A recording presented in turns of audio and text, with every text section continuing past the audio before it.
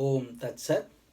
My humble prostrations to the all-pervading Brahman, to my worshipful Guruji, Swami Jyotirmayanandaji Maharaj, to sage Narada and all other sages and saints, and to each of you divine soul watching today's satsang. We are covering Narada Bhakti Sutras. We are on chapter number 3, Sutra number 64. Chapter 3 is about primary and secondary devotion. Commentary is by my Guruji, Swami Jyotirmayanandaji Maharaj, narrated by myself, Swami Nikhilananda. So let's get started. Sutra number 64, chapter number 3, Narada Bhakti Sutras. The sutra is Abhimana Dambhadikam Tyajyam. Let's repeat. Abhimana Dambhadikam Tyajyam. Meaning, pride, hypocrisy, etc. are to be renounced. So remember these two sutras, sutra number 63 and 64. So sutra 64, 63 we had covered different aspects, and here Sage Narada is concluding it that even pride and hypocrisy are to be renounced. So pride is one of the worst enemies of devotion. Pride in youth, pride in health, wealth, family, and accomplishment is most detestable in the eyes of the divine self. So if these qualities unfold, we should become more humbler, not more prouder. Hypocrisy, or presenting one's own self as being other than one really is, or pretending to be pious or virtuous, or any form of insincerity, falsehood, or deceit. Deceit is like frost to the growth of divine feelings. Remember, this path cannot be faked. We cannot just wear orange clothes and put a little tika on our head and then walk and fool people about our knowledge, where if we have not been sincere and if we have not earned it properly. There is a special place, and those kind of souls who mislead others, for them there is special punishment from God, because they have not only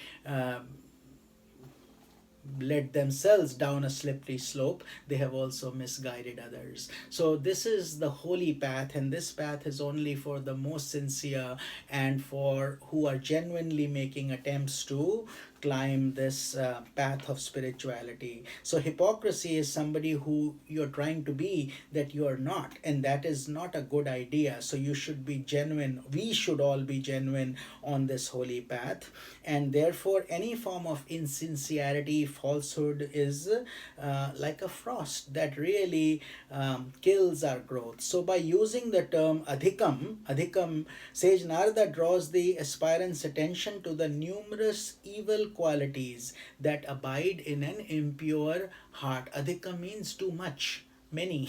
So therefore we have to have the patience to reduce those or to overcome those. Sage Narada draws the aspirant's attention to the numerous qualities because they abide in an impure heart, and unless the heart is pure, how can we move forward towards God? Arrogance, backbiting nature, jealousy, hate, cruelty, crookedness, selfishness, and so forth, they are all to be eradicated. So therefore we cannot be in a rush. We cannot quickly whitewash it. We have to clean every single vice that we have, and it will take time, effort, energy for us to get to that path. But it is all well worth it, because if we are sincere, we will start enjoying the journey towards spirituality. All these negative qualities, where do they arise from? They arise from our egoism, the illusory principle born of ignorance. So these are all illusory. There is no such thing as real ego, but yet it pretends to be, and it wants to take over the credit. So egoism is the hub of the wheel of the world process, if you think about it that way. The six spokes of that wheel are virtue and vice, pleasure and pain, attachment and hatred. And in the center of that, these six spokes is the hub, and that is the ego. Egoism gives rise to ahamta. Ahamta means the sense of I-ness. I did it. It is me. And mamata is the sense of mindness. So I-ness gives rise to pride.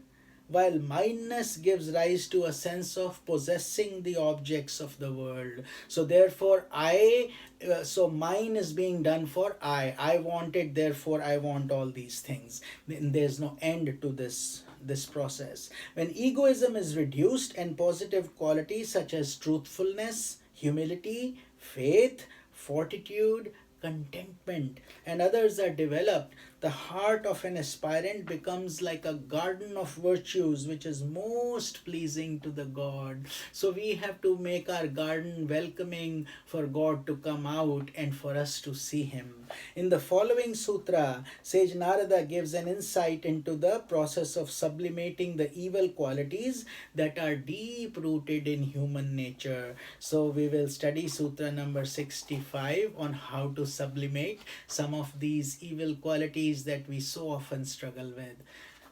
Om Tat Sat.